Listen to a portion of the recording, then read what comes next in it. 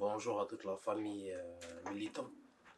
Bonjour notamment à la Kanaki. Donc aujourd'hui, nous, on est au camping Macondo pour notre troisième édition.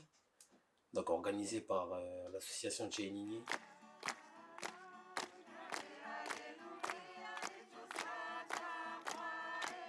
Le sentiment que j'ai aujourd'hui, c'est qu'il y a eu beaucoup de témoignages poignants venant des Kanaks qu'on n'entendait pas trop dans les deux premières éditions. Et aujourd'hui, il y a eu beaucoup qui ont parlé avec le cœur.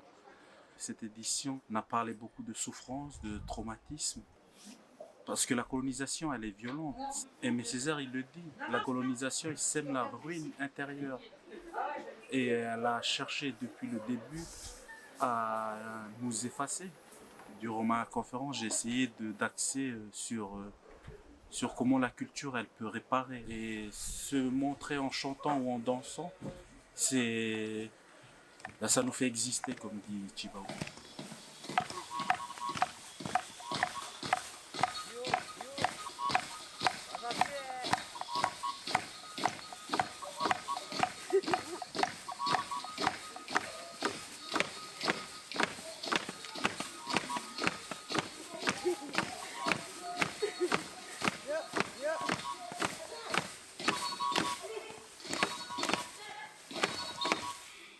Je suis là aujourd'hui parce que j'ai subi des injustices et je me rappelle qu'en CM2, CM1, on me demandait de quelle origine je suis et je ne savais pas quoi répondre.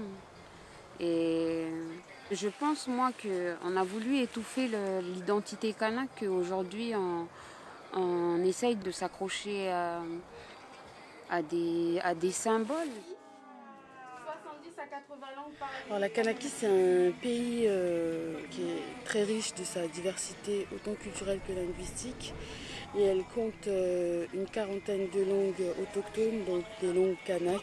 Les langues ont beaucoup souffert et pendant très longtemps, elle a fait l'objet de discrimination et d'interdiction. C'est une question identitaire sur laquelle on a essayé de nous toucher pour nous affaiblir. Donc c'est aussi une question politique parce que parler sa langue, c'est résister, parce que c'est une prise de conscience de l'importance de sa culture, de la revaloriser, de la reconstruire, d'apprendre à l'aimer à nouveau. Parce que avec toutes les violences qu'on a subies au niveau identitaire, linguistique et culturel, il y a eu comme une honte aussi, une peur de s'affirmer, une honte d'être qui on est.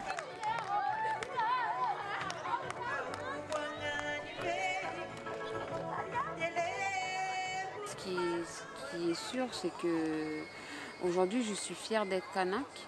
Et la lutte, ça signifie aussi s'investir dans la transmission de la culture, la transmission de valeurs, la transmission de la coutume.